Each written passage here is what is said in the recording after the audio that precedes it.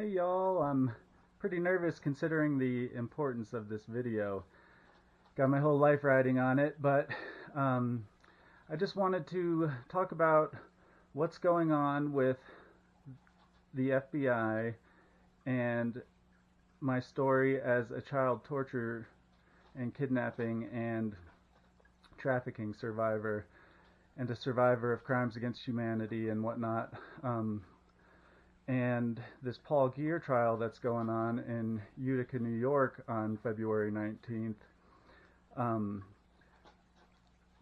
It's very important because I am a survivor also of the war on drugs. And I got sent to a therapeutic boarding school as a child. It was really a 12-step cult.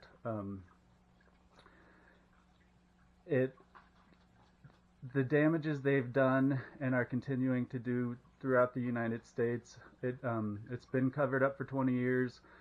This Paul Gear trial, they're just trying to get it over with, even though it's a joke. They called me up last June. They called me. Actually, I'm not sure if it was last June, but it was before last June. They called me about an investigation into Paul Gear, who was a former staff member at the school. The Family Foundation School in Hancock, New York. He was a monster. He was terrifying. I went to chorus with him, and he was just an abusive piece of shit. I was student of the month. I didn't even know what I was doing in chorus, and on like the second day, he kicked me out. Fucking screamed at me as loud as he could, as long as he could. I don't even know what he said, but I got in so much trouble. And being a senior student, I was still court mandated there twice, and so I had to graduate to get off probation, and I had to face him every day after that because I had to get back into chorus to graduate and whatnot, and so my family wouldn't disown me. It was a crazy cult. Anyway, all of these things have been really bothering me over the years, and it's only been the last couple of days I'm starting to let go of all the anger, and what I'm doing seems more rational to me than ever. And so I might sound like a crazy person with all this, but I assure you I'm not. Anyway, so I got diagnosed with PTSD. I graduated from the Family Foundation School in June of 2004, and I must have bundled everything up inside. And then I had found out that other survivors were coming forward about all the torture and abuse, and it was 2014 when I got diagnosed with PTSD, and the whole thing blew my mind. It was like, when I was a child, they took my identity. They forced me to tell my parents I was a hopeless drug addict, and they kidnapped me and tortured me and whatnot. But when I came out of there, that was my identity, a drug addict and confused, and so it took me a long time to realize what the heck was going on. And in 2014, I got diagnosed with PTSD, and I tried the civil route and was told, hey, this is past the statute of limitations, there's nothing you can do, blah blah blah. And then I realized, hey, it was a few years ago, I realized that torture is a crime against humanity, among other things that I endured, and there's no statute of limitations on crimes against humanity. And so that kicked off all these reports to the FBI, where I told them dozens of times, there's different places on their websites for you to fill out complaints. It's hard to find an email address, so I just sent it all over, and nothing. And this was after I had done that a dozen times or so, and I had received a call. I was hiking Charlie one morning out of nowhere from Special Agent Chris Smith and another agent, I think it was Janelle or Jessica, something like that, and they started talking to me. I thought they were calling about all the complaints I had filed for being tortured as a child, but they started steering the investigation towards Paul Gear, and they really were just trying to get as much information about that as possible first, and the layout of the school and whatnot, before they heard my side of the story. And I asked them, I said, now I gave you this information since there's no statute of limitations on torture, which is a crime against humanity. Well, there's no statute of limitations on crimes against humanity, and torture is one of them. So you got to look it up that way. And so he said maybe. At first they told me to try a civil court, and he said maybe, and I kept in touch, and I called him afterwards, and it seemed to me when I talked to him that he hadn't even thought twice about the case since then. But he told me to send him what I have, and I sent him all the information I had, and he said, it could take 5 years to make an arrest, because that's how long it took for for them to make an arrest of Paul Gear. And I'll tell you, that's a shame, because within 20 minutes of talking to him, I gave him enough information to arrest 24 staff members or more on kidnapping, trafficking, torture, crimes against humanity, cruel and unusual punishment, child sexual abuse, and much more probably. And so I'm not sure what the hell's going on down there, but anyway, so I kept trying to contact him. I contacted Melanie Trimble from the New York City Liberties Union, and she told me that if I wanted to get an FBI criminal investigation, to contact them every 2 weeks. And so, there's nobody's really trying to help.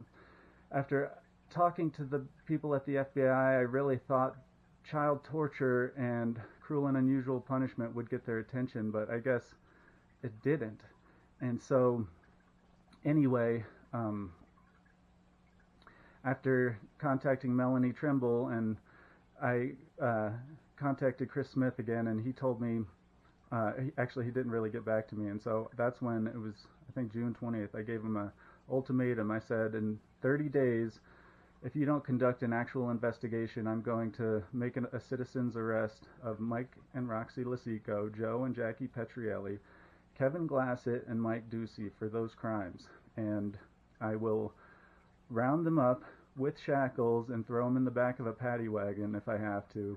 And I said, I don't want to have to do this, but I will. And then Chris Smith called my sister after that and said, you can't be giving the FBI ultimatums. And so I clarified with another email, a follow-up to the ultimatum, which was, the first one was titled, A Reasonable and Fair Ultimatum for the FBI. I said, I don't think I'm breaking any laws, and if you can prove I am, then I won't do it. And so, needless to say, they just ignored me. Recently, I found out that Chris Smith is going to go to do another investigation at a school north of Hancock in New York. And where does that leave me and everyone else hanging? And I know this Paul Gear investigation is important, but it's not as important as arresting every single one of those former staff members for all of these crimes and more.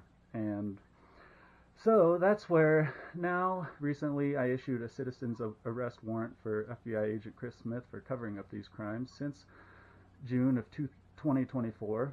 And so I also am here to let you know that I'm going to make a citizen's arrest also of Attorney General Letitia James of New York and the District Attorney of Delaware County, Shawn Smith, and I'm going to report them as a fugitive to the U.S. Marshal Service, which is what I did earlier with FBI agent Shawn Smith.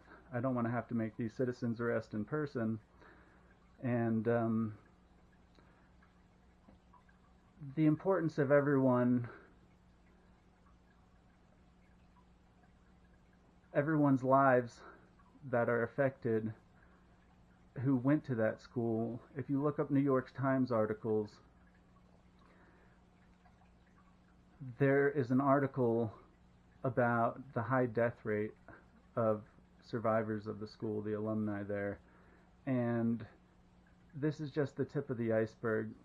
If you look it up on Microsoft Bing, it'll say it is generally thought that it is the survivors, the students' fault for the high death rates because of their history, when indeed it wasn't. Most of these kids were just normal kids, kind of, troublemakers who did a little pot. A lot of them didn't even do drugs. I just thought drugs were cool, and